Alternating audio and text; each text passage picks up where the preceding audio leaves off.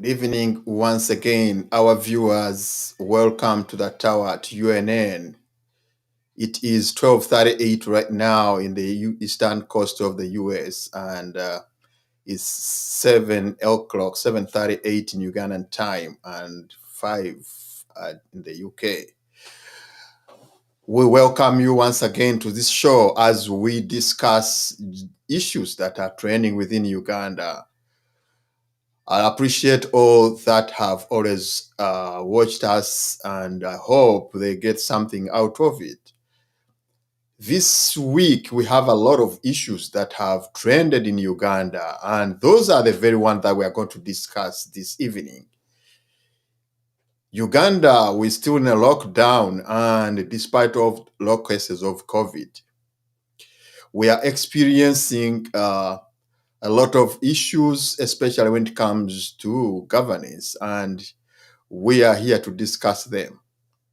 We are also going to look at some issues that came up in South Africa, where the former president Jacob Zuma was sentenced to 15 years and 15 months in jail. And this sparked off a riot that is bringing a lot of talk all over Africa and the world. This very week, again, we experienced a quarrel between National Unity Platform and the FDC over the shadow cabinet members that from FDC that were included on the list.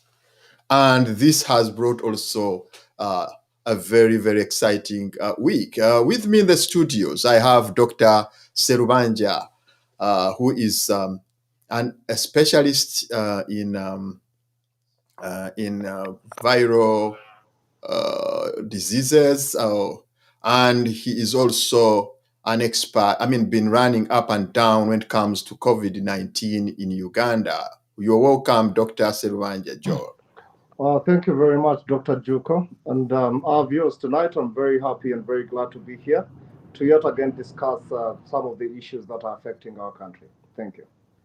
Doctor, I think the world, Uganda has been on lockdown for 3 weeks now, and we're experiencing it again in the next possibly 2 weeks if it is not lifted, and we hope it is lifted. But the situation right now that we have today seems to be at stake because despite the COVID-19 slowdown, again, things are not all the best. We want you to go through some of the issues that you have seen. What are basically the causes of the slowdown of the COVID infection, Dr. Joel?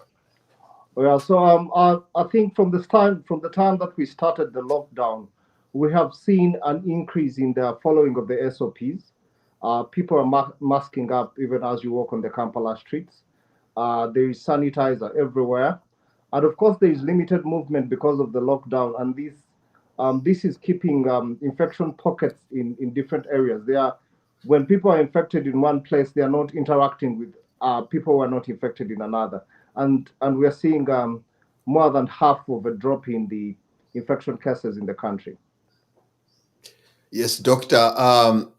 According to observations from various medical personnel, it seems like there are several waves that come up, and the first wave is always very dangerous. But to our Ugandan side, we are observing that possibly this is the third wave, which was more or most disturbing, and it took a lot of people. What was your comment about that? So yeah, the first wave that we had in 2020, we were having COVID. We were having the coronavirus alpha, and this wasn't as transmissible as the one that we've had in the second wave. In the second wave, we've had the variant Delta, and this is much more transmissible. And of course, we were having so many people moving, and there was complacency in the population because we did not believe that COVID-19 was with us, and that's why we've seen it create more damage everywhere in the world where we've had the Delta variant wave. there've been, more cases than what we had in the first wave, and now we're having the second wave slowing down. But our biggest problem is that our neighbors, like Rwanda, they are now in the third wave. So we we're still having this COVID problem with us. Yes, doctor. When you look at what really is going on, it seems like, as mentioned before, according to observation and statistics, that we have slowed down.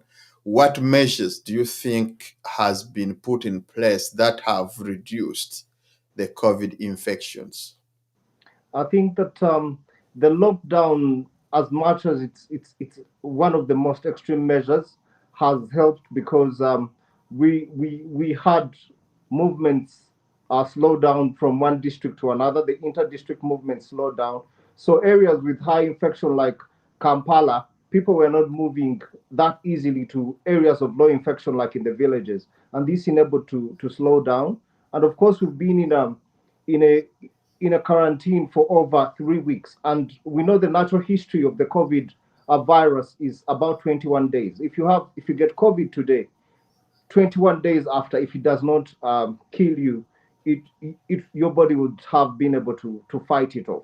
So as the natural history of those who are infected continues to progress in a period where we're not moving and less people are getting infected, we're having the virus clear. And of course, the virus is dependent on being in one person and moving it to another. So if it's not moving from one person to another, you have the infections decreasing. How about the issue of natural immunity? Do you think people have now been sensitized about the COVID problem, and many of them are taking natural kind of natural food, which keeps them stronger in terms of immunity? So yes, there's a lot of there's a lot of information being passed to the population about how to boost your body for it to be able to fight COVID, and good exercising, hydrating, eating fruits. People are doing a lot of these things, and they could be some of the measures that are enabling the country to fight it off and decreasing the number of infections that we're having.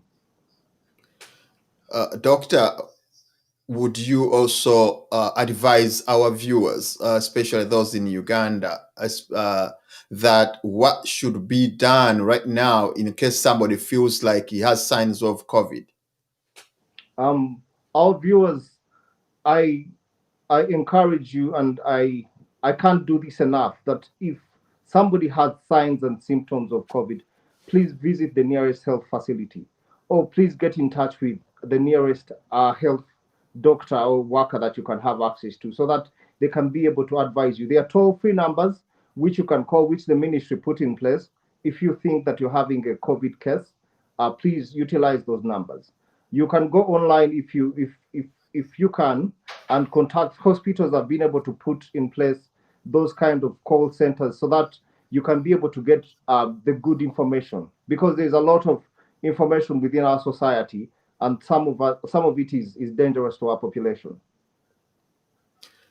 Doctor, when you look at the statistics again concerning about people that have been vaccinated, and the rate at which the COVID is slowing down, would you relate the two? Is there any coincidence between the two, or is it has happened in a very mythical way? The vaccination campaign is still not as significant as we would have wanted it to be, because so far, of the 44 million Ugandans we've had, only over 1 million of the people vaccinated. So we still have a very low vaccine uptake within our communities, and the vaccines themselves are not available in the country. So it's not one of those measures that we could say that is slowing down the infection. We still need to get more vaccines, and we still need to vaccinate more for it to have a very good impact. Oh, yes. Thank you, Doctor. What would you advise the government? What do you think the government should bridge the gap? Which gap do you think the government needs to bridge up so that we can have a peaceful in terms of healthy conditions in Uganda? The government needs to continue talking to the partners. By partners, I'm talking about the westernized countries like the US, okay, because they stockpiled up so many vaccines, so there are no vaccines on the market. But then these countries, the UK, the US, they are having a lot of vaccines, which they are now donating to the World Health Organization. So we need to continue talking to those countries so that we are considered in those vaccines that are being passed on, so that we can be able to get the vaccines that the population needs. Yes, finally, Doctor. According to the president, it seems like the people of Uganda are very negligent, and they tend to be very complacent to the situation that we have about COVID.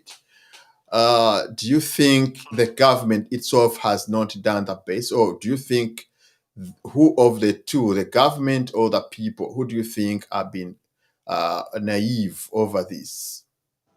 I think that this COVID situation is a problem of the country. Both the people and the government need to do more because at the end of the day, it's a disease that has affected us economically, it has affected us health wise.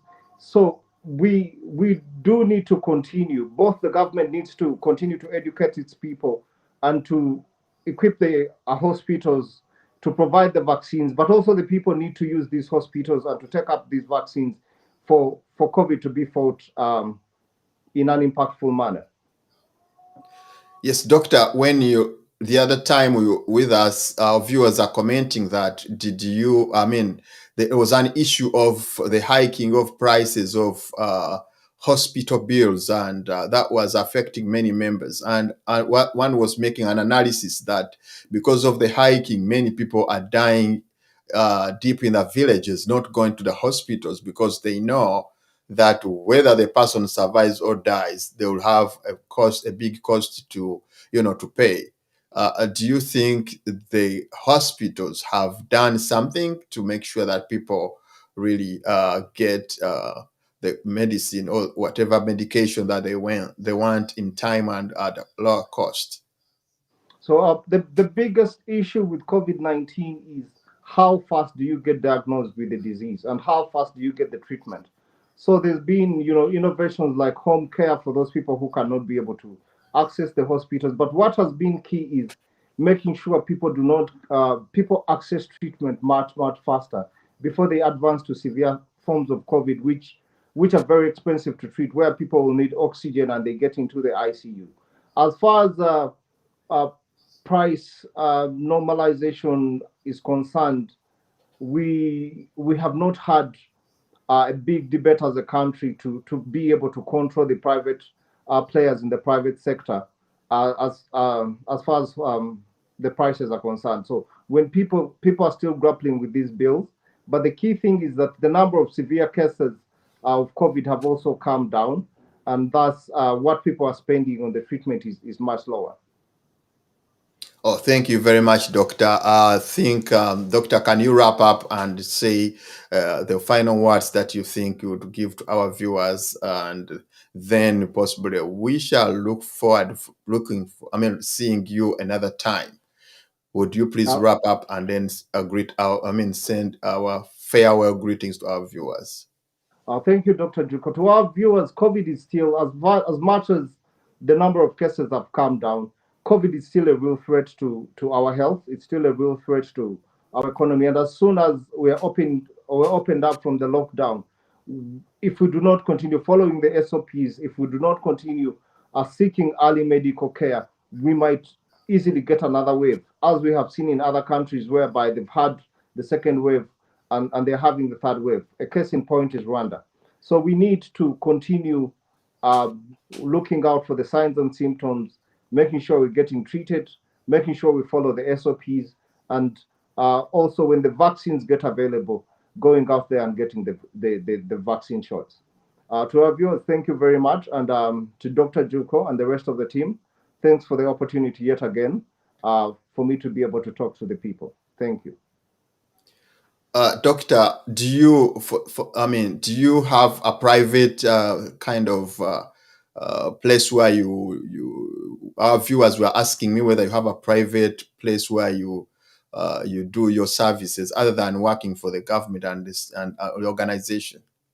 I have my private practice. I've been having a private practice for over the last 5 years. It's called Lead Medical Clinic in Old Kampala near Gaddafi Mosque. Also, my contacts can be availed because sometimes, as we're in the lockdown, people cannot be able to come to me, and then I can be able to give them vital information to help them when they get a problem. Yes, viewers, we cannot go beyond that with Dr. Joel. Dr. Joel, we are very grateful for the time that you always give us and give us a feedback on what is going on in Uganda, and also giving advice to our viewers on how we can keep ourselves healthy, and as well as being able to, curb the problem of the pandemic. And that has been Dr. Joel Serubanja, who is a viral disease specialist, and whoever possibly would want would contact UNN. UNN is very rich with people that have resources and possibly. As we continue with our show, we have various guests tonight. And don't forget that we, of course, are going ahead with the show after Dr. Serwanja giving us all that feedback. We have in the studio Mr. Kisitu Elias, the economist and the teacher. Mr. Kisitu, great to see you once again. Welcome to UNN. Thank you so much, the moderator. The viewers, I again congratulate you so much for always being on point. And I thank the management of this media for always giving me the opportunity to address people in the world. Thank you so much. Thank you very much, Mr. Kisitu Elias. I have with me on the panel, as usual, Desire Nakauka. Desire, we are welcome to this show once again. Thank you. As always, it's always a pleasure to be here every Sunday. I send greetings out to all Ugandans out there, and also condolences to anyone who's lost any relatives during this period of time. And as always, I'm grateful to be here on Sunday. And thank you to UNN and the UNN team for making this possible every Sunday. Thank you, Desire. Thank you, Desire. Mr. Kisitu, I think I'll join you to say Eid al-Mubarak to most of our viewers, because I think Tuesday we're going to have the Eid of slaughtering animals. And as well, on the same note, Mr. Kisitu, we, as a teacher, within 2 minutes, I want you to, talk about, of course, the PLE results that came out this week, in which a list of many districts, especially from the west part of Uganda, have proved to be a strong force to reckon with when it comes to academic. Would you comment about that in 2 minutes as we start our show? Thank you so much. First and foremost, I would like to again be thankful to those parents whose kids performed so well. And again, to feel so bad, to feel so sorry to those kids who did not excel. As I was trying to listen to the minister's speech and Mr. Odongo's communication, over 2,000, 2,222 students' exams were withheld with UNEP. And those coming from most especially districts of that Renzo region, Bundi Bujo, Kasese, that side again. Again, yeah, and around the central region, I saw a few schools whose results were withheld. And UNEP claimed, as usual, that they are still making investigations. They'll have to do the needful as time goes on. Looking at the performance, clearly well, still central region continues, or urban centers continue to perform so well as compared to the schools in villages. What is the output of this? Still, the UPE schools continue to perform so poor as compared to the private institutions. And that indicates the following: poor service delivery on the part of the first stakeholder in UPE schools, that is government. Then the other, teachers not doing what they're supposed to do because of not being given enough help in as far as financing, feeding, accommodation, and so on. Still, looking at the results of PLE, I would say that the government should make sure that it increases the amount of money it provides per student. It should look at the welfare of all the teachers teaching in UPE schools. Still, to improve the performance in Uganda, the government should try as much as it can to support also the private institutions, private schools, because we have seen it's on record that they have done a great work towards the excellency of Uganda in as far as education is concerned. I cannot end my speech on education on the PLE results without looking at the effects of COVID-19. Remember very well to everyone who is viewing right now, last year from March, students, all kids, pupils of P7 were not going to school and they stayed at home. The government introduced the home learning materials. But those homes, those areas that access them, the performance is speaks on its own. The performance is very poor. Still, the government brought about the issue of giving out radios to families in Uganda that have got such that they can study, but that did not work out. It only stopped in words. I don't know where the money was put. I don't know whether the money was released and it was not used for the right thing. And that is one thing I think that has contributed to the changing of the permanent secretaries. I'm not saying Mr. Kakoza still in education, but we shall have to find out. The discussion is still going on. We had the lessons on TV stations, which could again do zero impact, if not 1%, zero impact on the students' learning. And right now, I could say that the poor performance is attributed to the poor way of how government handled the last lockdown in as far as the Uganda's first beginning child is concerned. Thank you so much, the moderator. Thank you so much. That was my case. Thank you, Mr. Tisitu. By the way, my own Prince Shahid, big up, he sat for his PLE, and Princess Nachimbugwe, my owns, they performed well. Thank you, big up my owns. On that very note, can I, Desire, just within 2 minutes, Desire, I want you to chip in regarding the education as we go to our topics. And Desire, do you think that students were really, the performance of students in PLE, does it replicate the situation they have been undergoing? Because, so many part of the syllabus was not covered, and yet they had to sit for exams. And at the end, we see that the performance in some of the places were very good, and other places it was really very bad. Would you relate the situation to what went ahead? I think Uganda's education system, more than anything, has shown it's the clear image. It's one of those indicators of the class struggle in Uganda. So I think it's a huge indicator that, yes, if you have so many people in rural areas, and I wonder what a study that would look into, of course, Bonaba Some schools, what that would look like and what their performance would look like.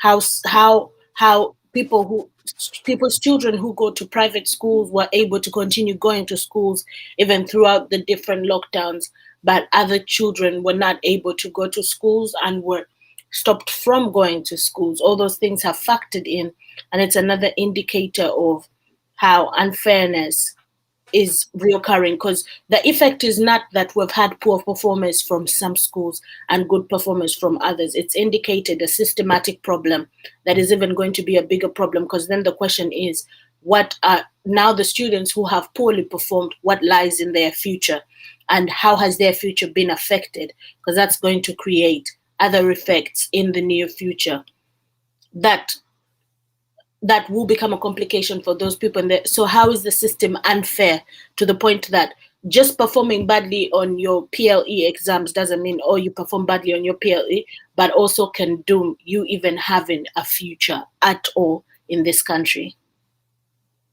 Thank you very much, Desire. Thank you very much. When we go to the topic of our discussion, the president made yet another appointment in which he appointed Betty Kamya Namisango as the IGG of Uganda, Inspector General of Government.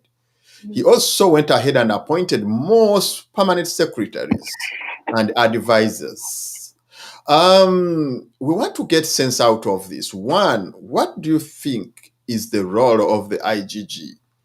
And what sense can we get from picking Betty Namisango Kamya, who was an opposition pundit, and then brought her in the government, and yet right now she is being picked on to work as the IGG. What is your take about that? So, first of all, I want to start with Betty Kamya have been like her position, the fact that she was part of the opposition. In Uganda, the politics of Uganda right now, it's clearly evident as day. We have seen this happen over periods of time where we have very promising opposition leaders, or would be opposition, because let us not use the word opposition so lightly, end up working with the same government or in the same government, giving it legitimacy that it doesn't need. It's like every time we've been at the peak of revolting and the people's revolution, and then we have very reformative ways whereby we expect opposition to be in government and work for the people. So the fact, and it's been normalized and perfected by Museveni's regime, getting opposition to be part of government, even just by the simple title of leader of opposition. You don't need to sit in parliament, but you recognized as that because you had a certain political party. So that's on her having been part of the opposition afterwards and being part of this government. Then another thing that I would say, her role as the IGG, we all know, and we've been watching this carefully, is that those positions, Uganda has become a family business. There is no doubt about that. So my questions would be for Betty Kamya, what precautions has she put in place for herself and her security in case any scandal breaks out at that office? Because we all know that that is not, that would not surprise so many Ugandans, to the point that Rabogo is now one of the advisors to the president. It's a family business. Yeah. Uganda is run according to one family. Even though you're given, you can be someone, for example, we've been talking about Nabanja. She was given such a huge role that these appointments have become meaningless. They have become disrespectful. They have, these appointments show how gone the system is for someone to even fight the system in Uganda. These show that politicians have lost the power, have lost the position, have lost the standing with people to fight for their freedom. And the only decision makers in this that will matter at the end of the day will remain Ugandans. Thank you very much, Desire. Thank you very much. Mr. Kisitu, if you come in here, would you please, Mr. Kisitu, identify the major functions of an IGG? Because it seems like an IGG would be the police of government, trying, to spy on or to spy on people that are working within the government to see that they don't do anything bad regarding people's funds, the way funds are being run. Do you really, given the roles that you possibly give us, do you think Betty Kamya is the best fit for this position at this time, as the president pointed her?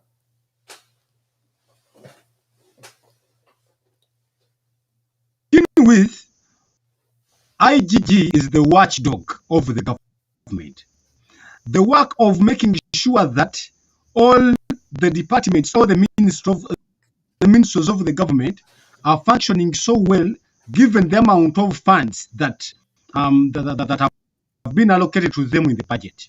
And the IGG is the one who will always help us to find out whether things are going on well or not.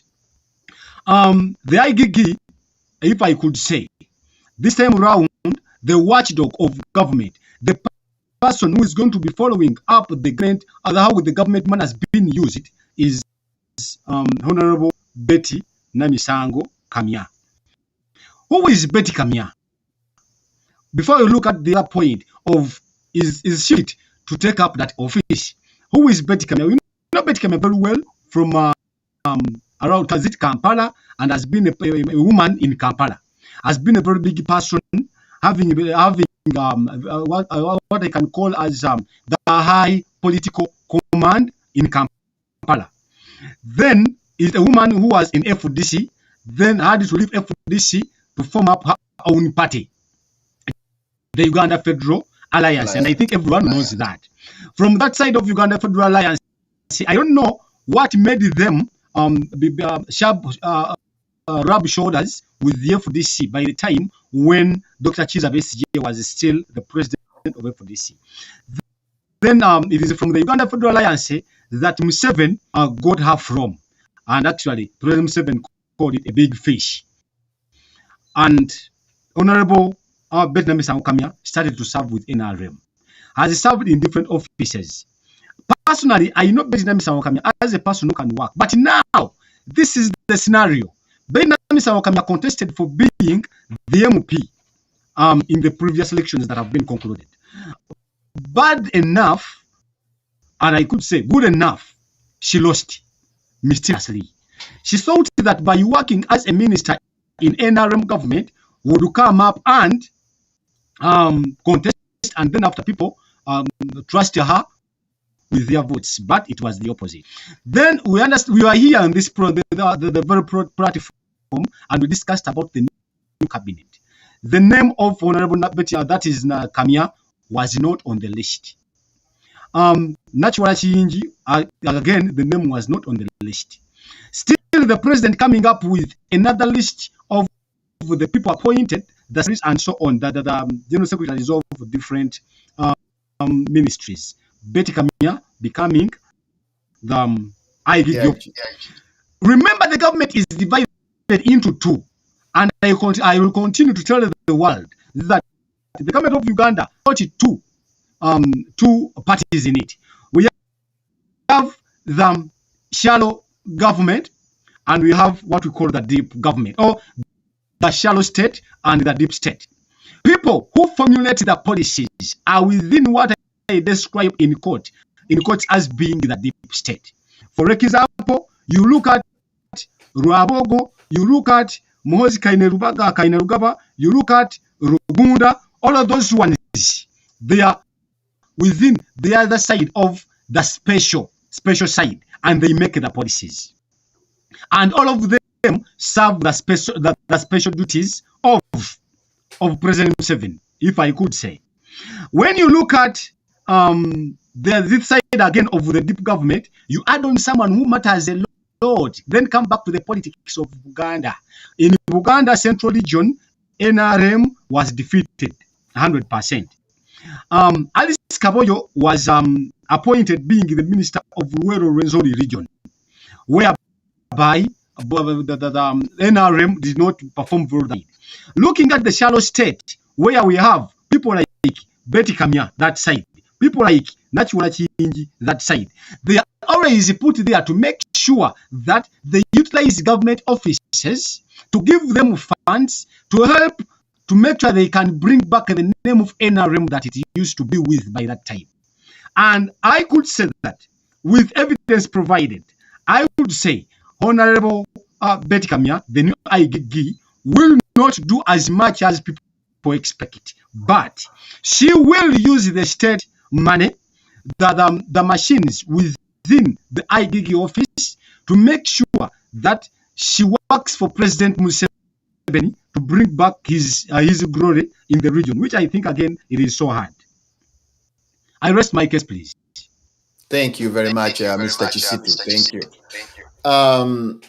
Again, on this very same note, because if you look at the list of the permanent secretaries, and actually I'm very much interested in Ramadhani Gobi. Ramadhani Gobi is a university donor at Makerere, and I know him personally.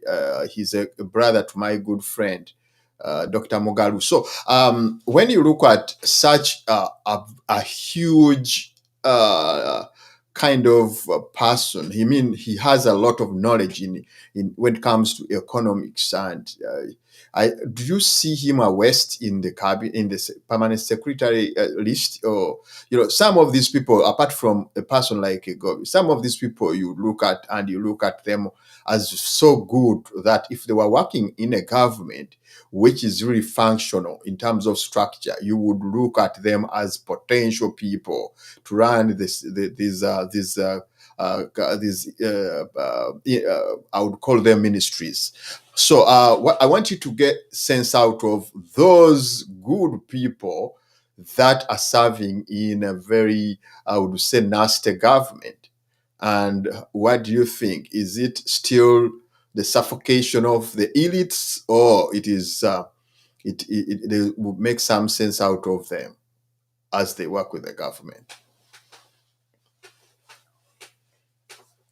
Mr. The gentleman from Tambala, and as I was reading on his Twitter, he thanked all people from Tambala, the students he has taught, and everyone in Uganda for the new challenge.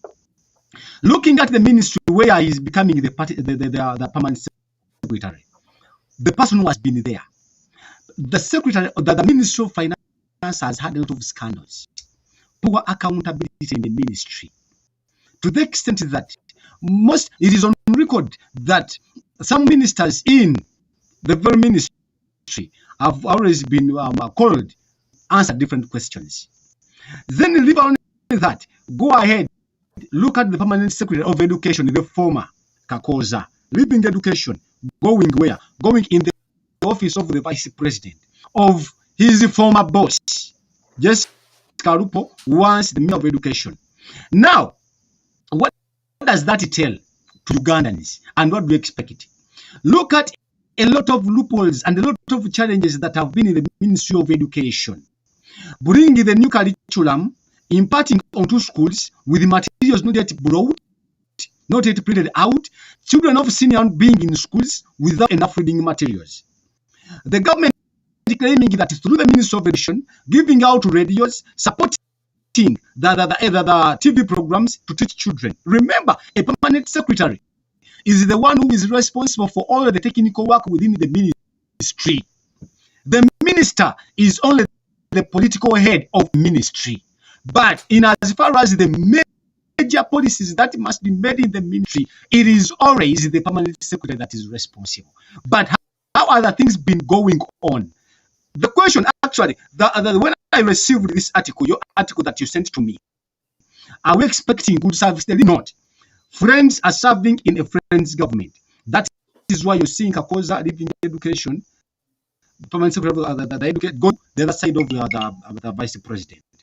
Then there is someone, is it Gua today, who is again still battling, who has been put aside, battling with the food scandals. Remember in the last lockdown, they brought up the issue of giving out portion and beans to all Ugandans, the vulnerable poor. They issued out outdated, let me call it rotten beans to people. Who was responsible? Gua today. And now has been put aside. Mr. Gobi is coming in as a senior economist. At one time, you'd find out that Uganda ran short of funds. By running short of funds, the first, and I think they have decided that Uganda is a way of managing finances is very poor. Therefore, they need someone experienced. We need someone who knows what to do. They need someone who can clearly dictate what the economy will be in some years to come. It is that time that we get staunch planners to always act in some ministries, not just putting there people who will just have to waste our time in the country. And I trust myself, I trust Mr. Gobi, I trust him so much. He will have to make sure that the accountability is made on something that people can see. Always we have been getting the accountability on things that we even don't know that they have always been giving us. And I would say that the new permanent secretary finance would work so well, would be so much in control of the finances of Uganda, and sincerely would not do what the ex-permanent secretary was doing. For information, for those who are watching us, the ex permanent secretary has been so much a braggart, could speak as if Ugandan humanity belongs to him, and could actually be as if Uganda belongs to him. But finally, after facing the scandals related to misuse of funds, I thank God that at least has been put aside. So from Mr. Gobi, as I know him, as he said on his Twitter handle, let us pray for that accountability for a reason, not accountability without any reason. And I trust him. I know he will do some good work for us. Thank you very much. Thank you, Mr. Chisitu. And we cannot go further discussing the issue of the cabinet, I mean, the appointees that the president made. And let's look at another issue, the issue of the opposition political parties. FDC and NUP are at war. And actually, when you look at what happened, it is the president, the FDC and NUP are at war because of the members that were appointed in the shadow cabinet. The leader of opposition went ahead and appointed members of FDC on its cabinet, the shadow cabinet structure, without the consent of the FDC. And in this regard, we are looking at various issues on this point. And before we go ahead to discuss, let's have a video that is trying to talk about what happened when they were appointing, and then from there we shall come back, and I'll start with Desire. When I come back, I'll start with Desire to analyze some of the issues. Let's go for the video.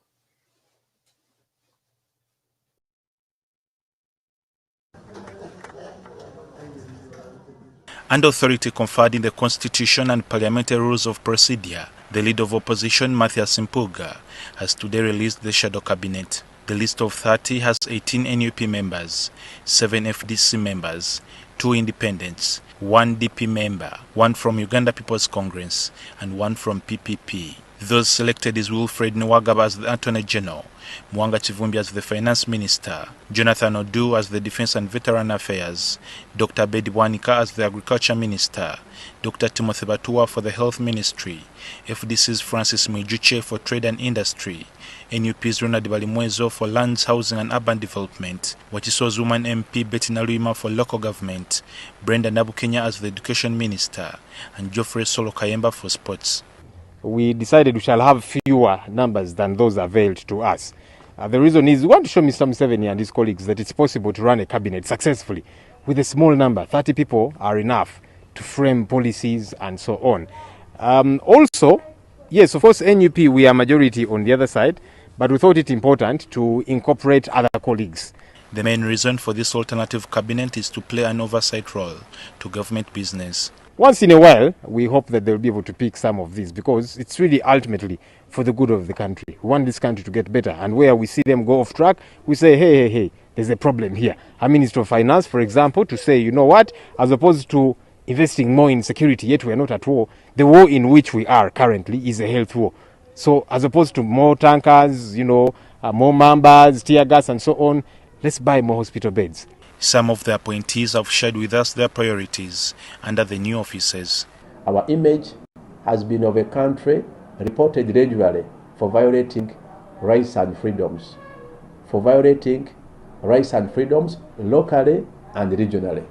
We are troubled with and trapped in a situation where majority neighboring states look at Uganda as an intruder, not a good neighbor.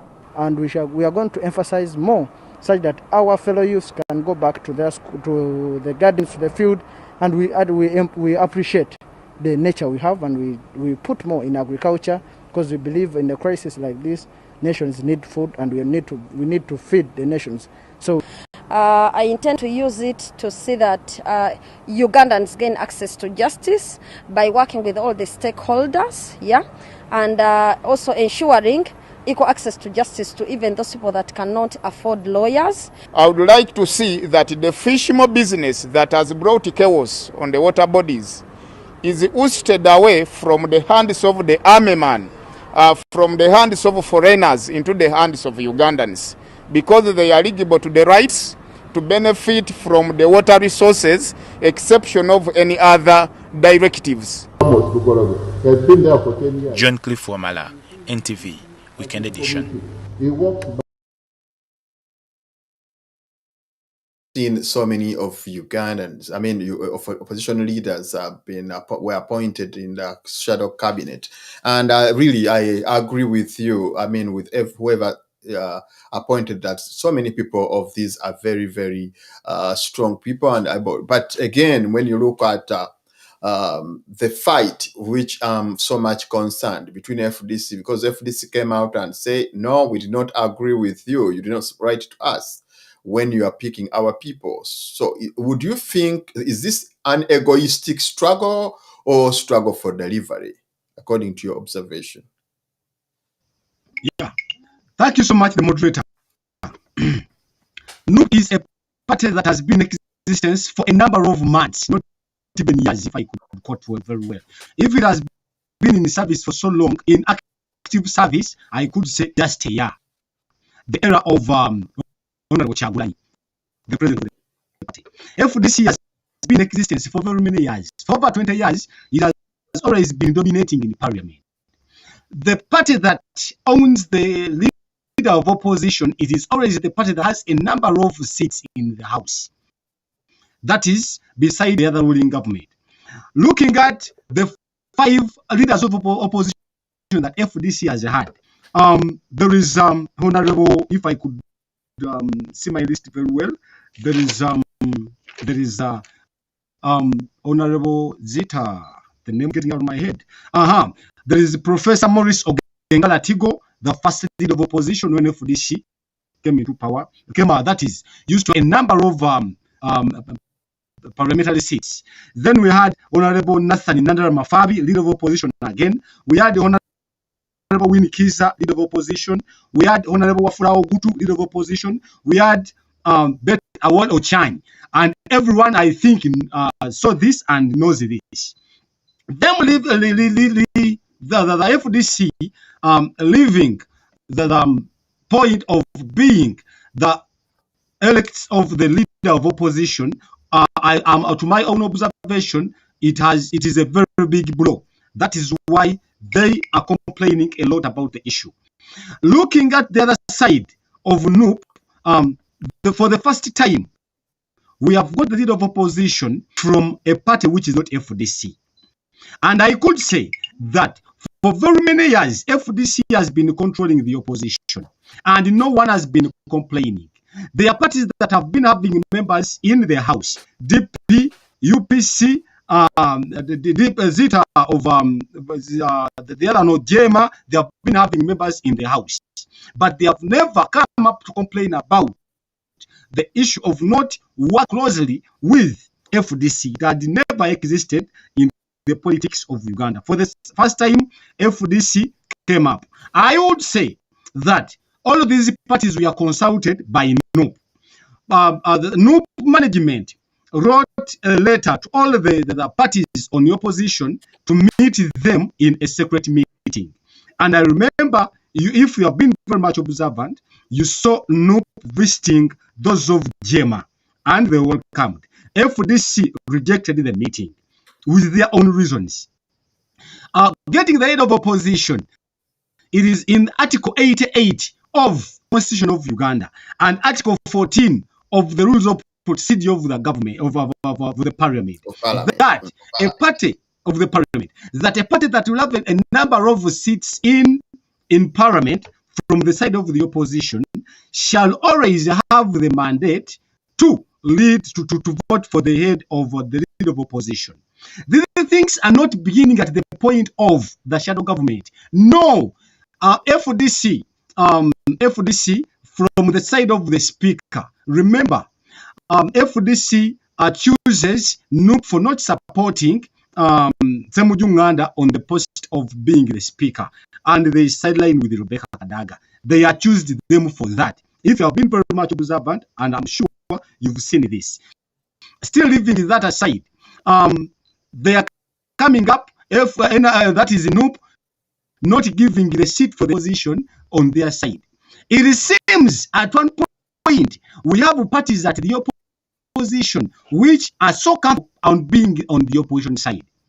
When you look at the goals of NUP, may not be in line with the goals of FDC, because in NUP it tells us that it wants to take up the post of the control of the whole country. The president from NUP, then the ministers and so on, all the major ministries being controlled by NUP. But FDC, I think, feels very much comfortable to be at the opposition side. That is why I could say that FDC is a necessary bed of NRM, because most of the FDC diehards are always uprooted from the other necessary bed, and they are made to fit in the ruling government. What does that mean to people who are viewing us right now? What does that mean to the local Ugandan? Remember, of recent, there is the deputy president, central region, this Uganda region, honorable, that lady, the name has got out of my head. Sebugwao has just joined NRM, but they have not come up to make a lot of noise. Why are they making a lot of noise right now for the issue of the government? They keep quiet when their members have gone the other side. They don't make a lot of complaints. But if they are not given the other side of being the leaders of opposition, then they make a lot of noise. What is the instance behind that? People on the opposition side will not achieve anything up to when they unite and they accept to work together. The moment they still stay in their different childish wrangles, we shall not achieve anything in the country. And still, to inform the viewers, what is the shadow government? What is the role of the shadow government? What do they earn if you happen to be a member of the shadow government? Let me give an example. All of us, we are prisoners. Just wrap up in 1 minute. In 1 minute, we are prisoners at Luzira.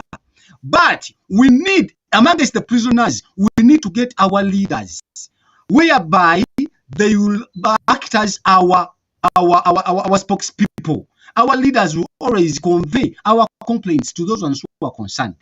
That is the opposition shadow government. They are not getting a lot of money as they think, but positions which will help to air out the weaknesses in the respective departments. If it is finance, who is the leader of opposition? Minister of Finance. In relation to the Minister of Finance in the ruling government, is this person following up very well? Sitting on committees, chairing the committees, that is so hectic again, but not a lot of rewards that are being given. No. So we should say that there is someone who is very busy fueling up these wrangles in the opposition. But if we don't become very much observant, people at the opposition will will go down and down and down and collapse like the political parties that are no longer at the same. And NRM will continue to be the giant party in Uganda. Thank you so much. Thank you very much, Mr. Kisiti, for the submission. And actually, let me bring in Desire. Desire, on the very same note, if you look at what is really happening in the opposition political parties, there seem to be more an egoistic struggle than service delivery.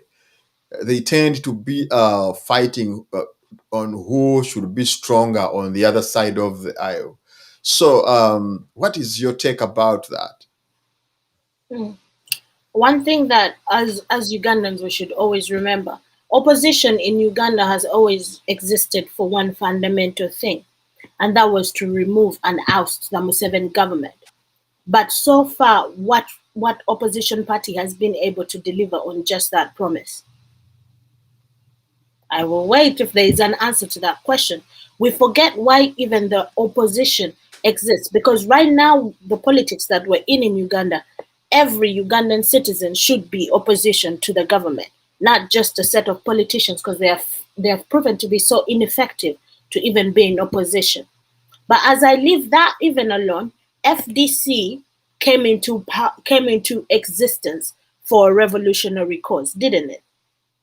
Noob came into existence for a revolutionary cause, didn't it?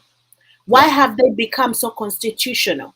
And why are they serving this government? Why are we hearing them argue about a shadow cabinet to overlook the president? Yet we even in the last segment just talked about a deep state. I don't understand why only in Uganda these conversations are a normalcy and are seen as avenues of that might lead to some change, or we keep on having these conversations that legitimize how things are happening in Uganda. So what would be the purpose of the shadow government? Why does the shadow government exist?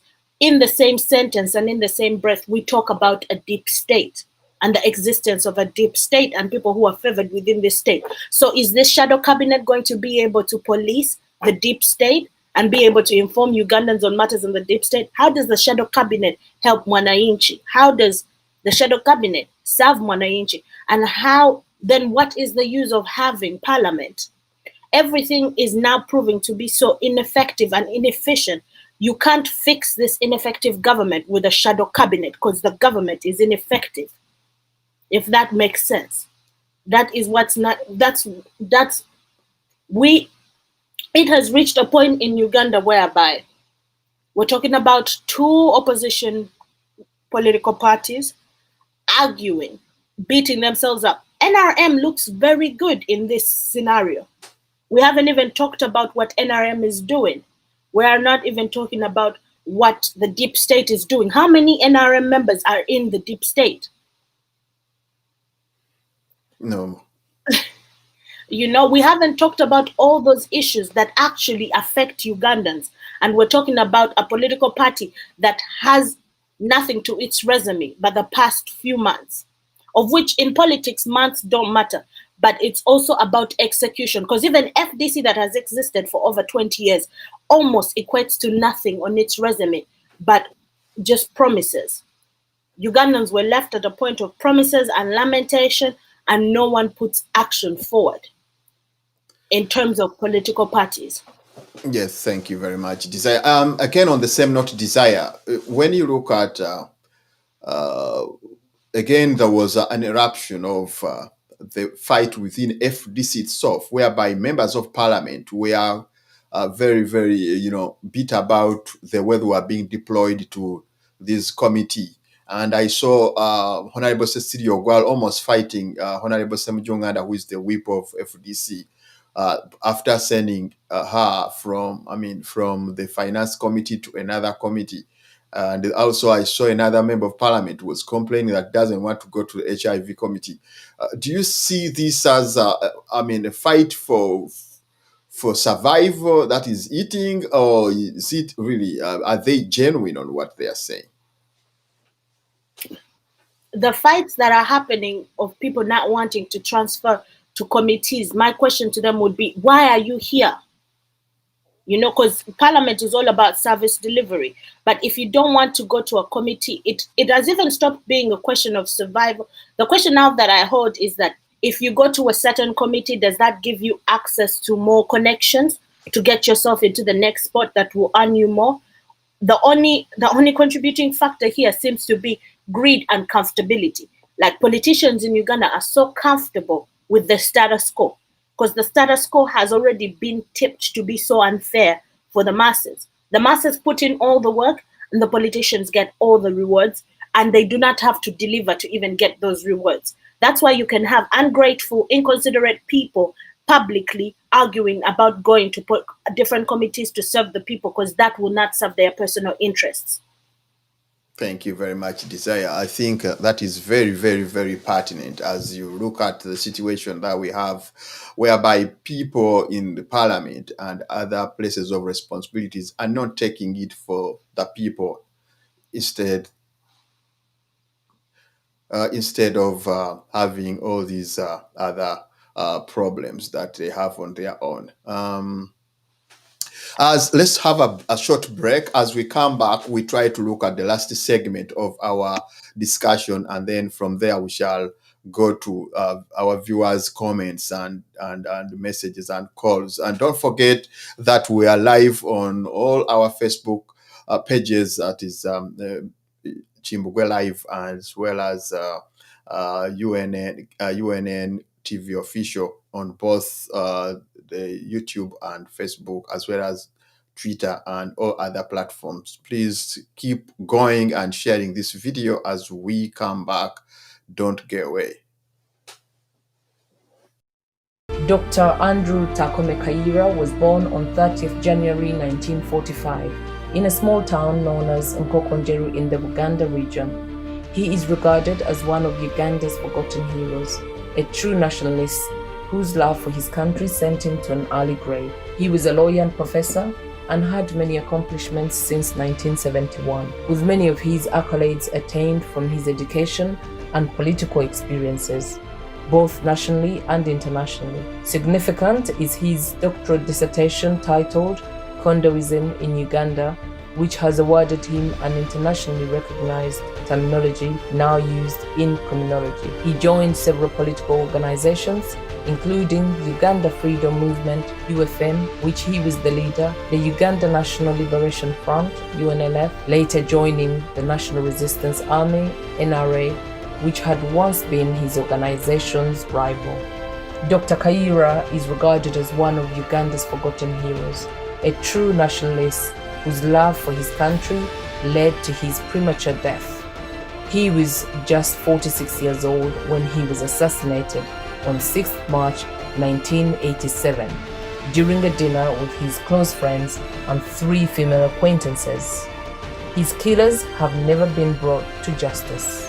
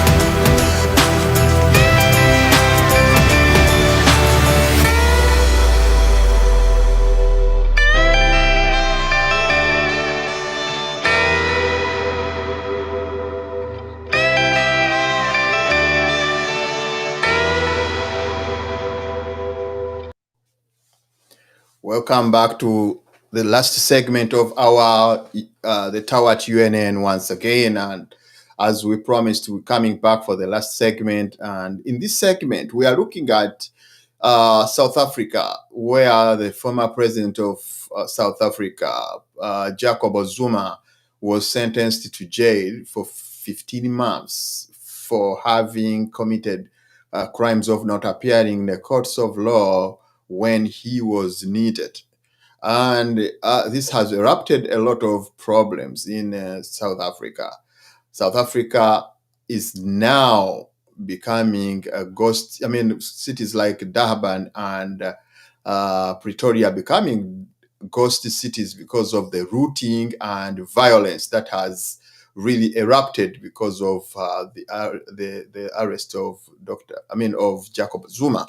I want to bring in Desire in this regard. First of all, Desire, when you look at what is really happening in South Africa, it gives a very good background of the structural development and the social structure of the people of South Africa. Because according to history, the people of South Africa are naturally violent, and very few things that happen there would result into something big that lead to, kind of destruction. I remember the issue of violence that came up when it came to the COVID-19 shutdown or lockdown. People became very violent. I remember of another issue, I think it was in 2010, where we had an issue of the coal mine riots, where many people were killed. And also you remember the xenophobia problem, where people out of South Africa that were coming from out of South Africa were being forced out of South Africa, many of whose business were really destroyed and many of them looted.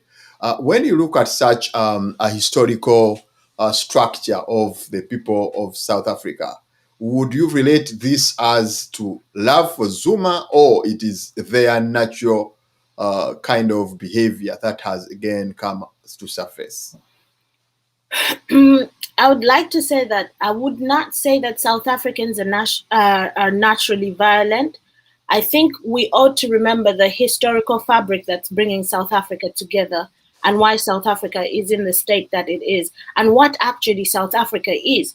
Because the first settler colonizer to ever come on the African continent docked in Johannesburg, present-day Johannesburg.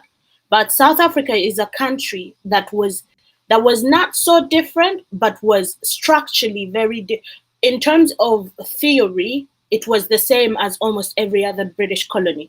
But in terms of execution, was the most brutal. We had South Africans, indigenous South Africans, be put into shunts and slums and impoverished for generations to come.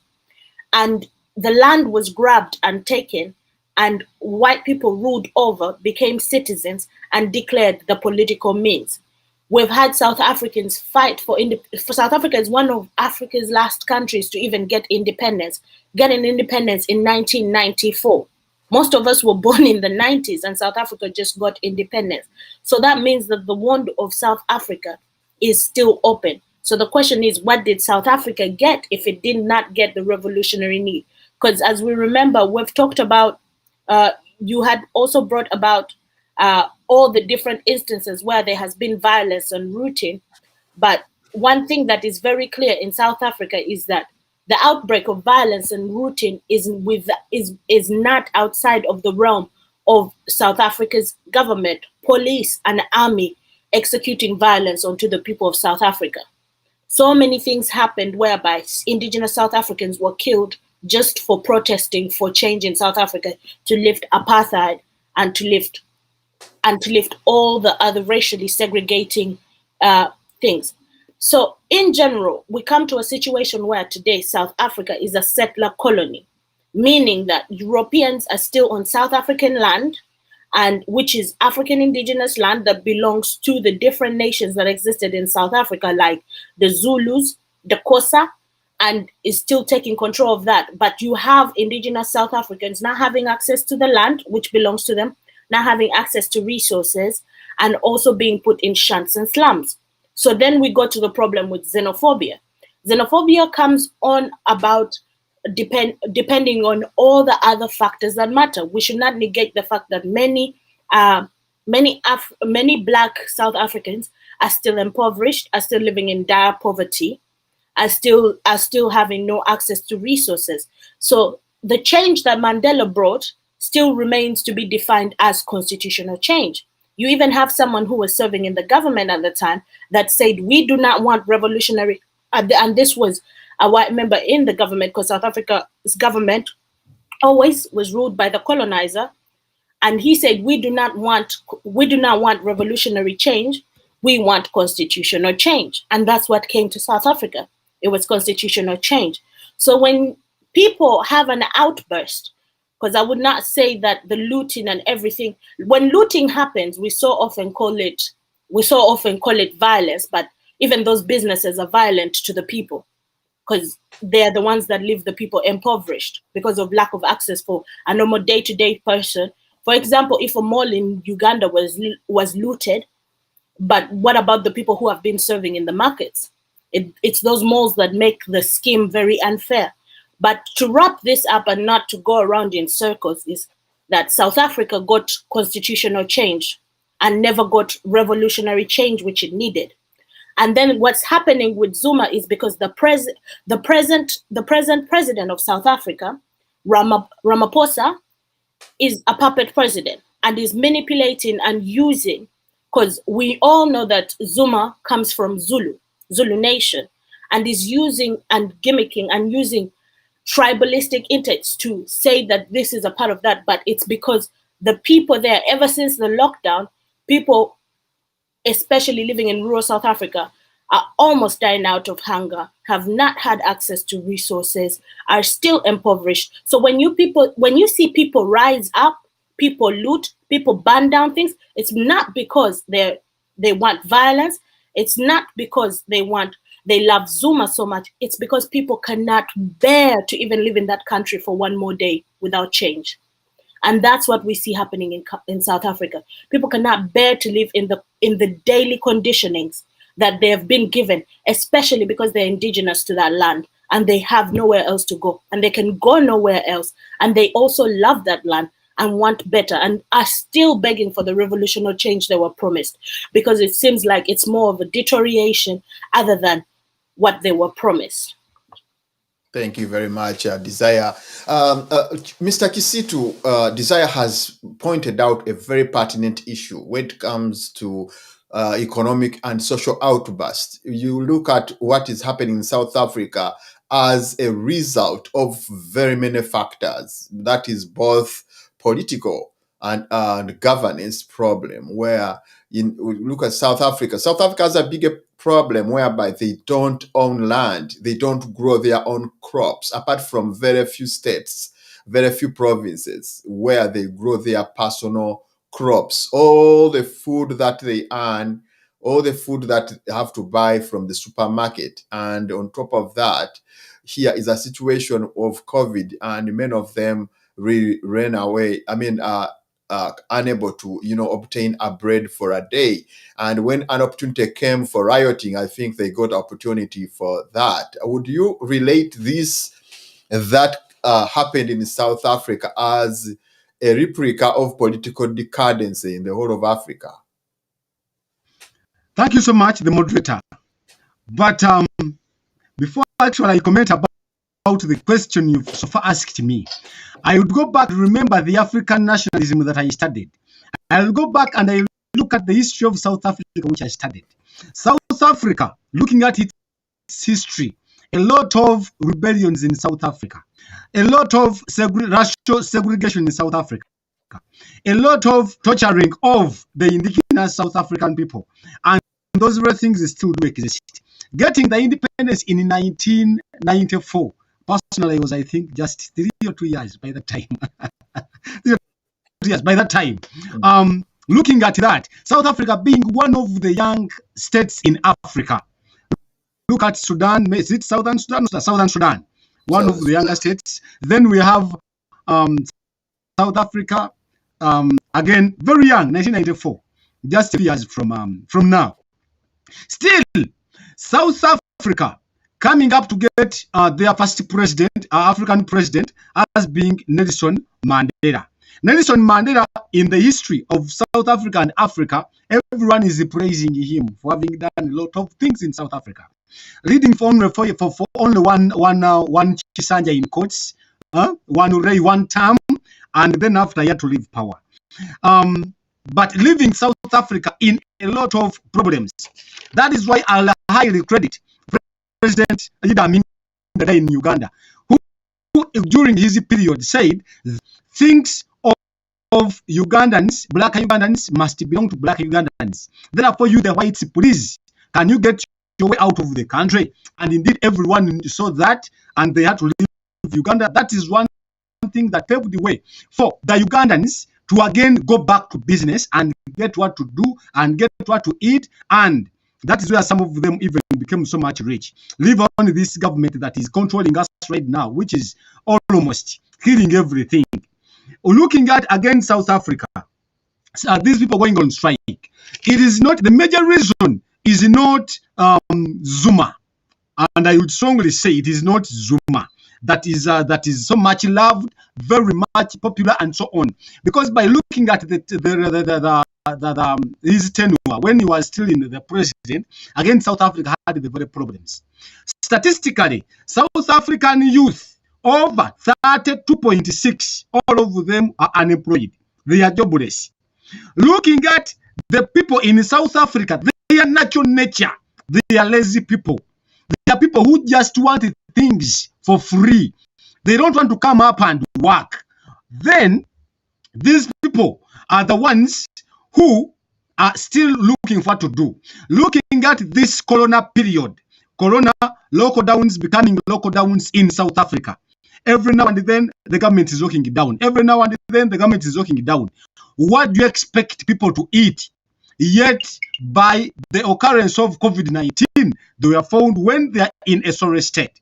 You would expect them to go on the roads to make sure they can express their dissatisfaction. South Africa, they called Zuma to present himself to the Judicial Commission for Inquiries, the president. Then he was like, I cannot turn up. And he gave them his reasons. The ex-president South Africa is over 79 years old. Those years are for people who are so much vulnerable. They are the elderly who are highly affected by the current pandemic, COVID-19. And again, he gave that as an excuse that I cannot come to that side because I will be putting my life at risk, given the catastrophe that the world is experiencing today. They were like, no, by force we have to attend. A day to his reporting to the Judicial Service Commission, all the Zulu people came with machete, pangas, horse, whichever thing they can use to fight. And they guarded the home of president, the ex-president of South Africa. This was not enough for the government and the president Ramaphosa, the top accounting officer, to realize that these people are so much bitter about what is going to happen. They continued again to pressurize the ex-president of South Africa to present himself. Then this gentleman who was so wise, what happened to those ones who are not following this story? The next morning, no one knew that President Zuma will present himself to the Judicial Commission for Inquiries. And it was only the morning he informed his only daughter and the son that he would be appearing before the Judicial Commission for Inquiries. And when he reached, they just mishandled the issue and was put behind bars. It was the daughter of the president who put the message on Twitter, and every South African knew about this. All of them came on a road. What is the implication of this? The president looked far. By looking far, all the scandals taking place in South Africa would be implicated on him. That, you see, the gentleman refused to present himself to the Judicial Service Commission. That is why we have a lot of corruption scandals in the country. That is why the levels of unemployment are still increasing. That is why you see people are suffering, and it is a lot of things could be implicated on him. And the blame would be shifted from the current President Ramaphosa, though he also has some weaknesses. Then they did not critically look at that.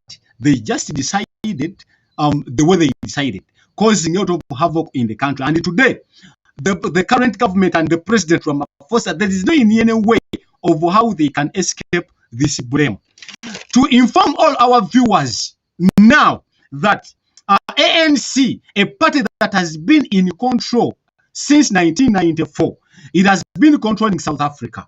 Ramaphosa claims that ANC has got a lot of problems, and therefore his main aim is to make sure that he can clean up the house, he can clean up the party, and everything becomes fine.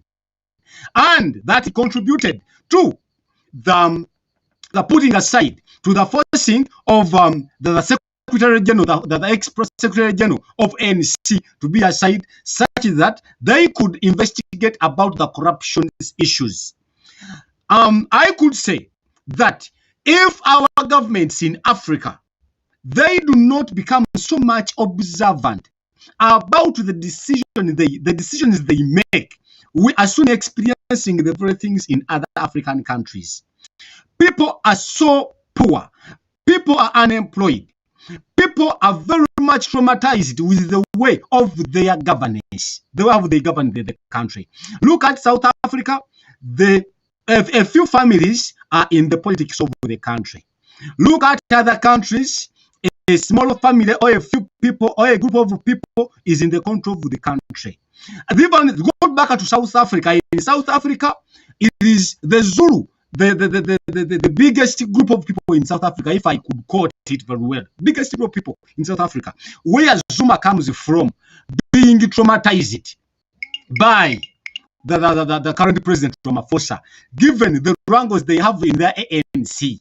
And looking at this side, there is a very big group of people that is very much traumatized. And that very group of people, as compared to the other of the Zulu, it has got youth. Over 40% of the youth in those groups have no jobs. Yet they are educated, they have got skills, they have got everything that is required to occupy the offices. In South Africa, people who are not supposed to be in offices, they occupy offices. Therefore, that has always been hurting the South Africans.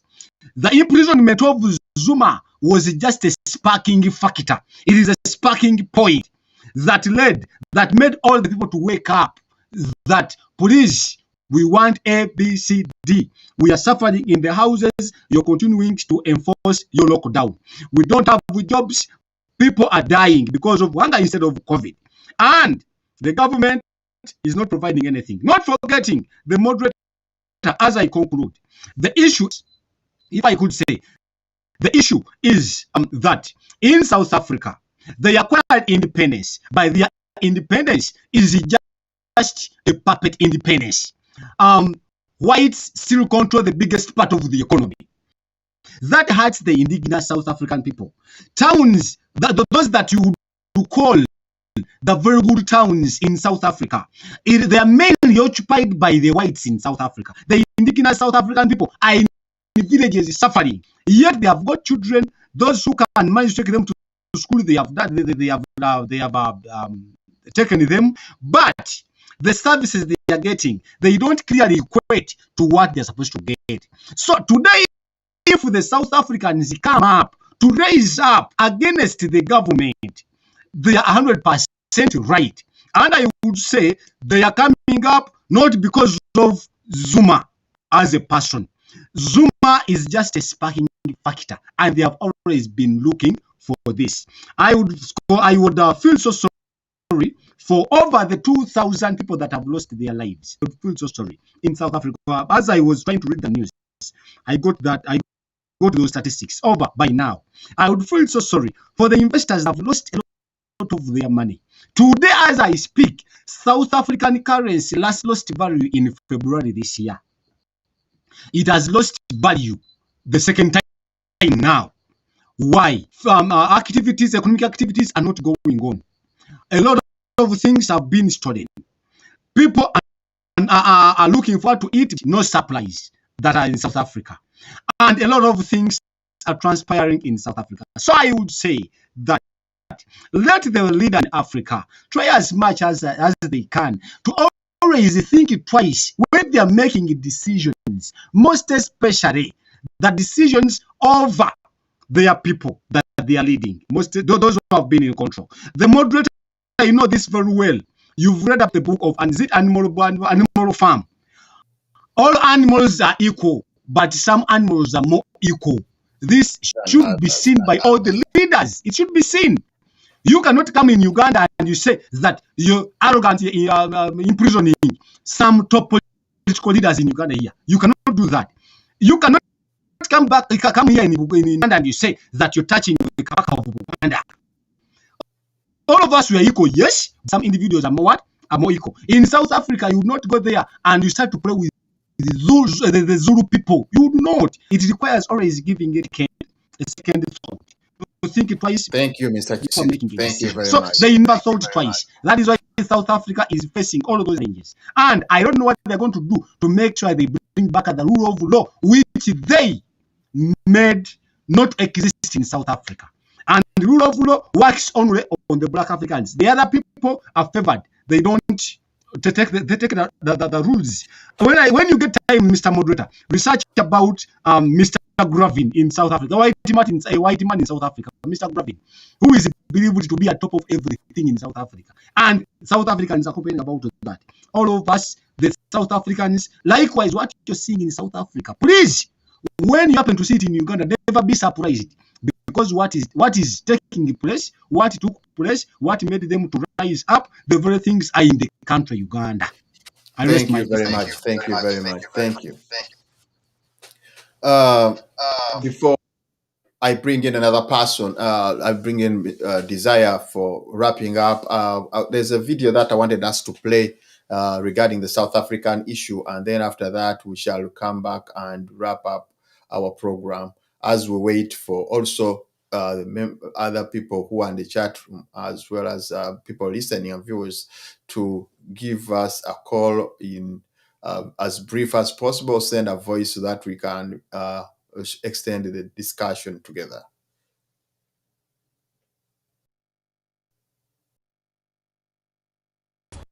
Over the past few days and nights, there have been acts of public violence of a kind rarely seen in the history of our democracy. Property has been vandalized and destroyed. Shops have been looted. Law-abiding citizens have been threatened and intimidated. Workers are scared that they may not be able to return to work. People have died. At this hour, there are several families in our country that are in deep mourning. The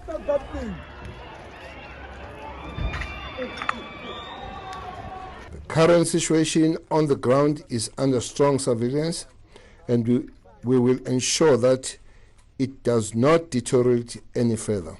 We cannot allow anyone to make a mockery of our democratic state, and we have instructed the law enforcement agencies to double their efforts to stop the violence and to increase deployment on the ground.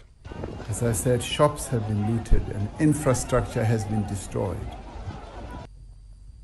This means that our sick cannot get medication from pharmacies.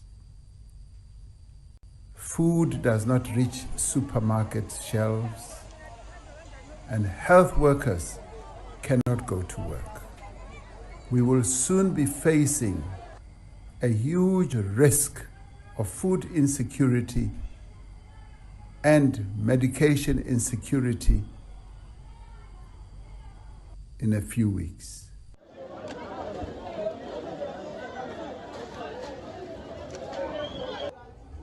Our vaccination program has been severely disrupted just as it is gaining momentum. Thanks to the work of our law enforcement agencies, 166 suspects have been arrested in KwaZulu-Natal, and 323 suspects have been arrested in Gauteng in relation to these incidents. Some have characterized these actions as a form of political protest. This violence may indeed have its roots in the pronouncements and activities of individuals with a political purpose, and in expressions of frustration and anger. At the beginning of this unrest, there may have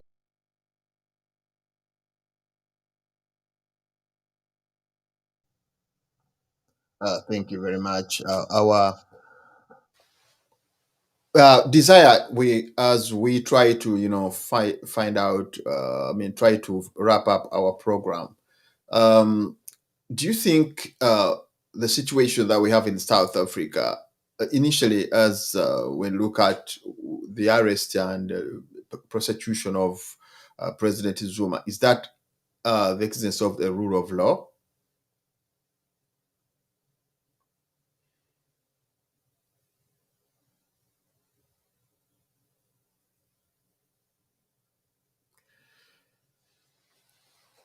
Yes, Desire. I think I've lost Desire. Can we have, if we can, let's have those who sent their videos and the rest so that we can be able to hear and listen to them.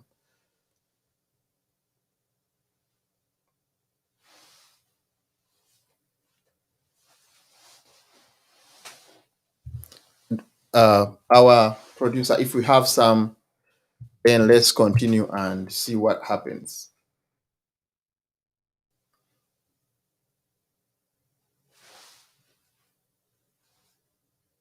Yeah, you say it's not yours, it's above you. Yes, now, when you tell us that we are contracted by Ministry of Health, yes, still you could give us the answer of... Just by the mere fact that the government came through... No, those stories we don't want. Okay, we've got... Test and Fly does QC, Safari Lab does QC, Who does it on behalf of Ministry of Health? Who does QC on behalf of Ministry of Health? On behalf of Ministry of Health. Testing at the border is in the hands of these private investors. And the charge is only 140,000 per an individual. When you have come to Entebbe, there's another border, Entebbe International Airport. It is the same, but the costs are different. In Entebbe, they are charging 350. That is too much. So what we are discovering here is that even the Ministry of Health takes people going out and they give them fake results, which are quoted by these people. Secondly, Civil Aviation Authority has given a free will and entrance to some countries without paying and checking them again here. However, Ugandans coming from the same country, coming back here, are tested and they pay a lot of money. There is no capacity for this government to do quality assurance on the private laboratories we have seen. They have explained that they do their own quality assurance.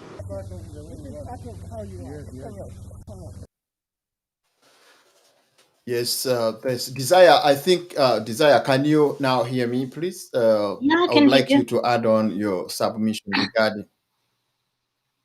So, as we wrap up with the situation with South Africa is, first of all, the functioning of the constitution, whereby the arrest of Zuma, of former President Zuma, we all know politically, it was a political move that was moved on the people. And there is not a lot of legitimacy for even his arrest. And there is not even a lot of legitimacy for his sentencing. But also, as we wrap up South Africa, one thing that I wanted at least us as viewers to clear up, and this is a very important thing about the African Revolution and how that would live. It matters how we see ourselves and how we understand ourselves and how we understand ourselves in regards to the struggle to liberate ourselves. As there has been voicing of South Africans being lazy people, but I will put this to the audience to think about who actually was the human labor to building South Africa.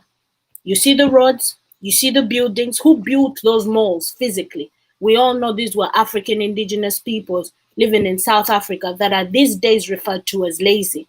So we also need to understand how these systems have made us look and rise above that image if we really want to liberate ourselves as a people, which is within our reach, especially in this era, and which can mean a different political scenery for the African continent. So that would be one thing that I just want to put forward in terms of the whole South African situation is people are really tired, especially on the African continent. We are dealing with a landslide of useless politicians from when we got independence. And most of the politicians who have now come into place, like South Africa, like Uganda, do not work for the people, but work for their own interests and work for the interests of only a few people. And that's people who can build big malls in 3 days, or not 3 days, that's an exaggeration, in 3 months. And people who just want to enrich themselves off of African minerals, resources, and human labor.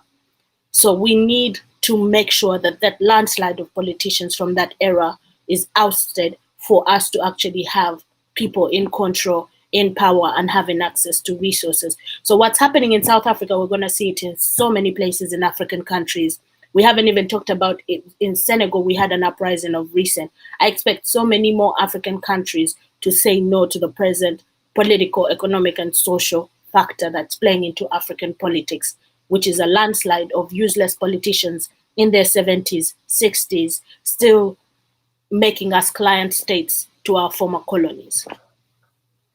Thank you very much, Desire. Thank you very much. Our viewers, we are about trying to wrap up our show.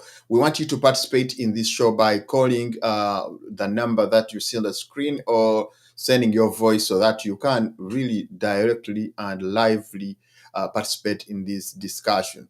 As we wait for our viewers and callers to send messages and also calling live, Desire, when you look at the situation that we have in South Africa vis-a-vis in Uganda, if you relate it to Ugandan situation, do you think Ugandans have not reached that outburst level or the level of the clicking level for somebody to raise up the way the South Africans did?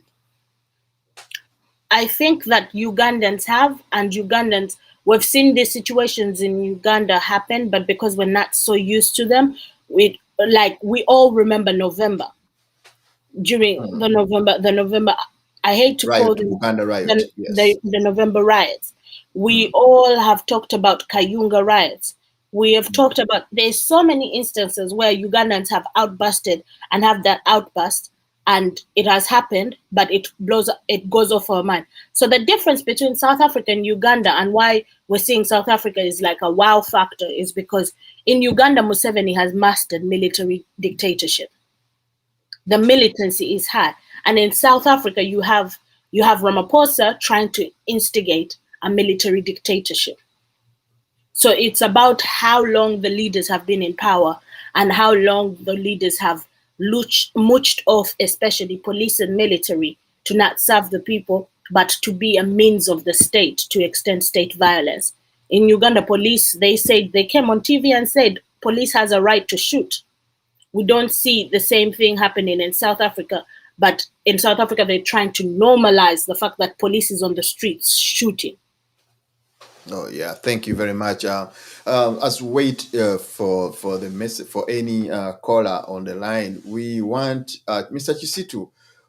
If you look at in 2 minutes, if you look at what is happening in South Africa and relate it to Uganda, you find out that Uganda, apart from 1986, I think 85, where there was a lot of looting, we haven't had any other looting. The president of Uganda has managed to control the people from such a kind of violence, which involves a lot of looting. Even when we had an issue in the Buganda riot of 2009, and also the November riot, we didn't have a lot of people that were coming on the streets going to the shops to, steal and, of course, taking people's property. What is your take on this? Is the government of Uganda in very great position of, maintaining, or is it the character of the people? Yeah, thank you so much, the moderator. I would say that Uganda, I don't know whether some people have taken a lot of years without being in Uganda, without looking at the structure of Uganda currently. In Uganda, people who are supposed to be here are not in Kampala. People are in villages. People are so poor to the level that they cannot even have anything in the pocket to support a riot of even 2 days or 3 days. Even the politicians who would plan to do this work of mobilizing the masses to come up and they show their dissatisfaction, I think they are working with the current president as I speak.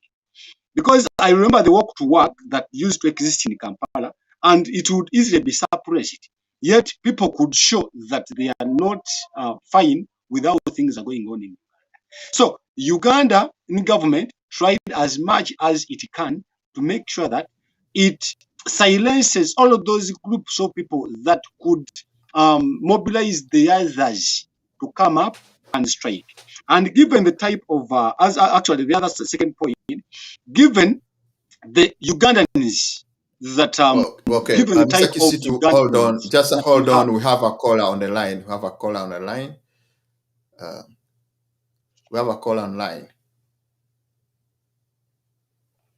Yeah, okay. We have lost the caller. Mr. Kisitu, go ahead. Looking at Uganda with its nature, northern part of Uganda having a war for very many years, and right now they fear even to do anything. They fear that. Then looking at the other side, the other is it the Busoga region? Busoga region, what do you expect from that side? Again, you don't expect all that much.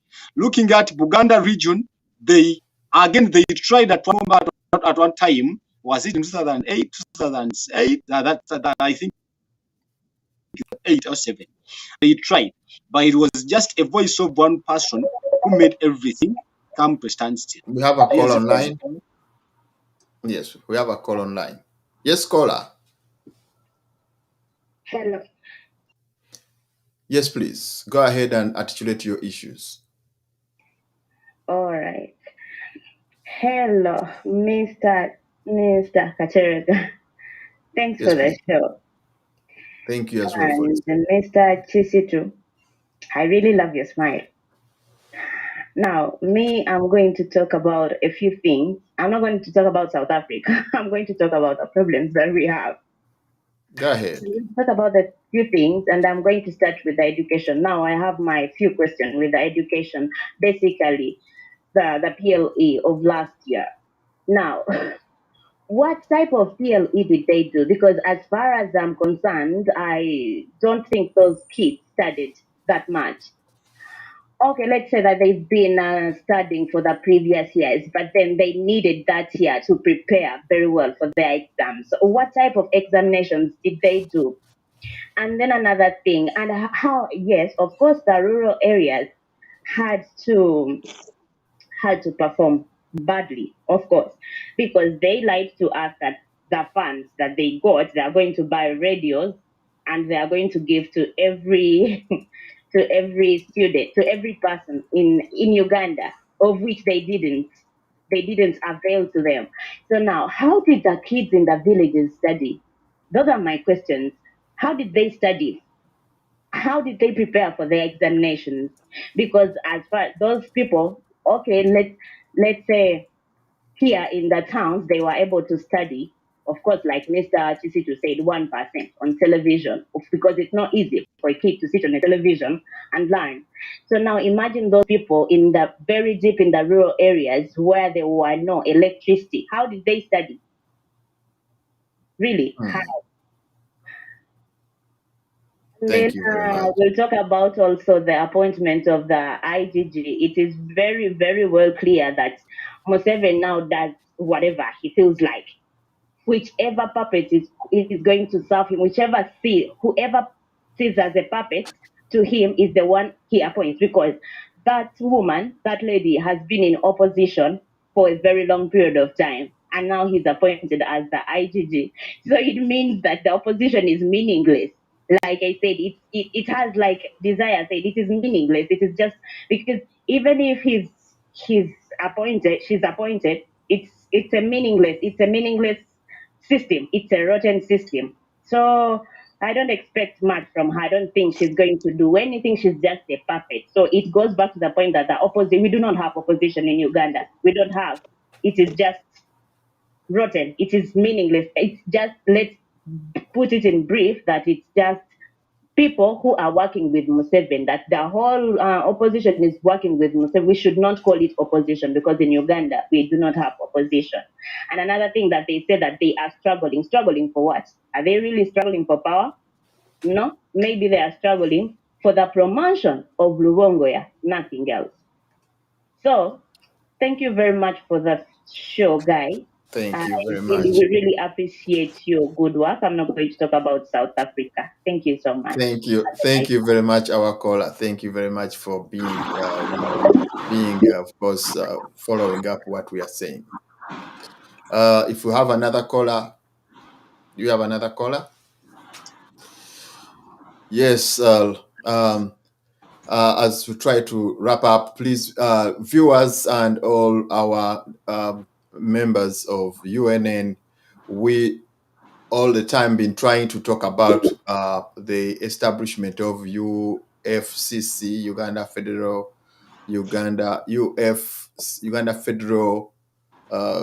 Desire. Can you remind me about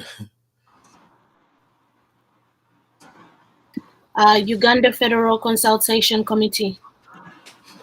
Uganda Federal UFCC is in taking shape, and we expect everybody to participate as we try to establish those very, very cores of our Uganda, our country. So we need to be very pertinent with this, and love and passion, so that we can establish a very good firm base for our country. So whoever is interested, or whoever feels like he should take part in this new establishment, would please try to get in touch with us at get UNN, at UFCC at getunn.com.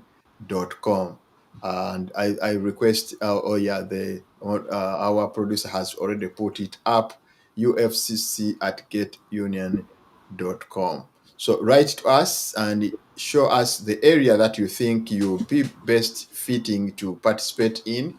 And then when time comes, we shall always call on you for the grand meeting that is going to take place virtually.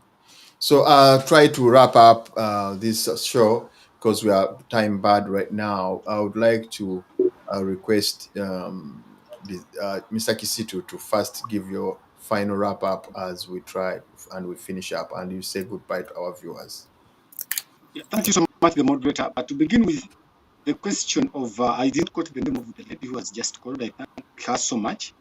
The exams that people sat for, PLE, were standard papers, standard exams, and I personally witnessed that the 4 papers, SST Science, Mathematics, and English. Those in town, their parents used to coach them. They paid for them coaching. I think when I talk about coaching, you would understand that, and it is a normal term that people have been using always, and they have always been trying to teach them at home. They are those in town. In villages, one thing that accounts for their failure is that they did not complete the syllabi fully, and the papers were standard, and therefore that accounts to the poor performance this time around, most especially those in the villages. Then looking at the way how Uganda is handled in relation to South Africa, I think we are only waiting for the sparking factor, the major sparking factor. That is what Ugandans are waiting for.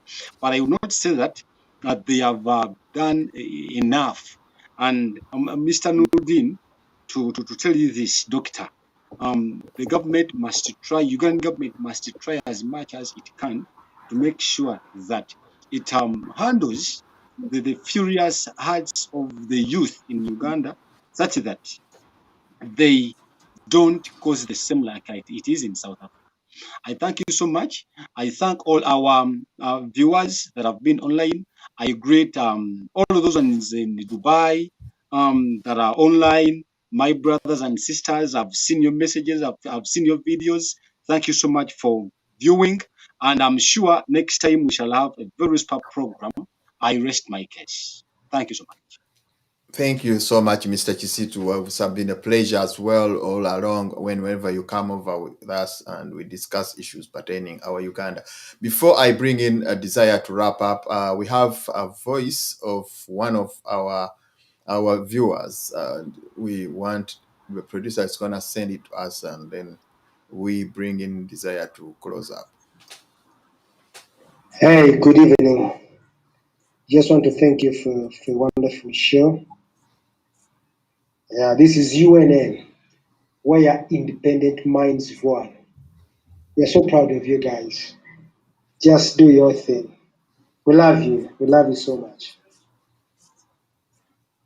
Thank you very much, our viewers, for that courage that you have given us, and we hope to, give you more and more in the best way. Desire, can you wrap up and we get out of this place? Sorry. Oh yeah, I'm not muted. I'm going to just differ just a little bit from Mr. Tisitu. As I conclude, I think the situation in Uganda, we have had those sparks. We have had not one, but so many sparks. And I think that where we are right now, we are in a revolutionary process whereby we have come to a brain freeze, but have not yet come to the grasp of it. So many things have happened in Uganda, and the sparks have been there, but it's only because on the ground, it's so hard for anything to ever happen on the ground. So this is a call out to Ugandans in the diaspora. The future of our country, or its existence, or our ability to even go back and participate and be a part of it, or to even ever be proud of that country as it stands, lies in the hands of Ugandans living in the diaspora. Because a mockery is on the ground in Uganda, institutionally, in the politics, in the economics, in the social. So the responsibility as it stands is up to us people in the diaspora to figure out working ways, to figure out ways to actually get this revolution and reel it back into the voices of the people so that we can coordinate and work with people on the ground. And that's the only way, because the spark has already been there. No one can tell me that the campaign trail and the election of 2021 was not spark enough for Ugandans living anywhere worldwide to wake up to the situation that our country is in dire need of saving from the hands and the claws of just a small number of family members that have enriched themselves and corrupted and destroyed our country. So as I wrap up, there's a lot of work to be done, but it's going to depend on our dedication. As I wrap up, we're not waiting for a spark. We've seen the sparks and responded to them, and are now in a process of a revolutionary process. And it's up to us to actually rise to the occasion and be a part of that process. And also, as I wrap up, as a Ugandan, I am tired of the mockery. We're not daft people. We see what's happening, and I'm tired of the nuisance in parliament that happens in parliament, in government. And to Ugandans, may we look at character over anything else as we choose our leaders, because anything other than character has led us with the leaders that we have today. Let character be of importance moving forward. Thank you very much for the program and for having us here today, and really appreciate it. Thank you very much, Desire. Thank you very much for the good wrap up that you've made. Dear our esteemed viewers and people that like their country, Uganda. Uganda, as I always mention, belongs to us. Uganda has been in existence, and in 1962, Ugandans came and went to London and established a system where, and a structure, political structure, which they felt would be the best for ruling Uganda.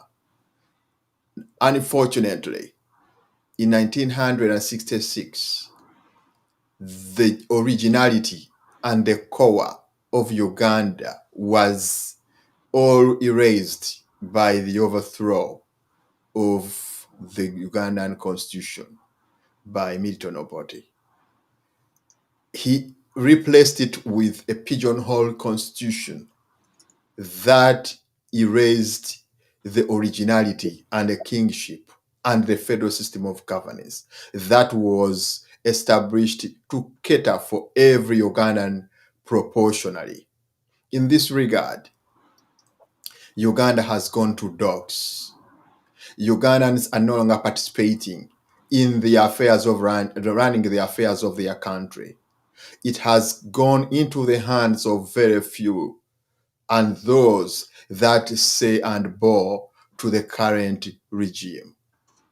It is a call upon all Ugandans in the diaspora and in Uganda, everywhere in the world, to come up from their comfort zone and try to establish a system that will help to revamp the problems that we have in Uganda. That's why there was a new establishment, the Uganda Federal Consultative Council has been put in place so that it can act as an umbrella for all Ugandans to come up and restructure the Uganda and Ugandan political structure. This will help to have a structure that is impenetrable and will be allowed or will help to run Uganda to its farthest, and everybody would enjoy it. So those of you who feel they're ready to come up and really fish out Uganda in the deep waters it is in, please contact us at ufcc@getunn.com. Write to us, we'll be responding to you, and we will tell you the program as to when we shall all merge to discuss the political direction of Uganda. I cannot go beyond this. Oh, thank you very much, our viewers, for this wonderful time that you always give us and all the money that you spend to buy data so that you can participate in this show.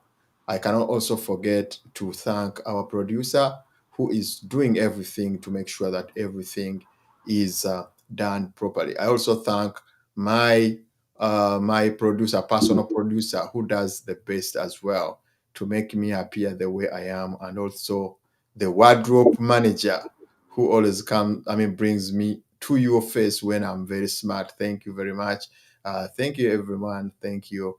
Let's meet another time, the same time, as well as the next as we meet next time on the same time, the same day. But don't forget, our discussion continues on the platforms, and don't also forget that we have a next show coming in with Prince Paul coming out also to give you very good situations that need to be observed as usual. Thank you very much. God bless you and have a blessed night and a blessed week. Thank you. Bye.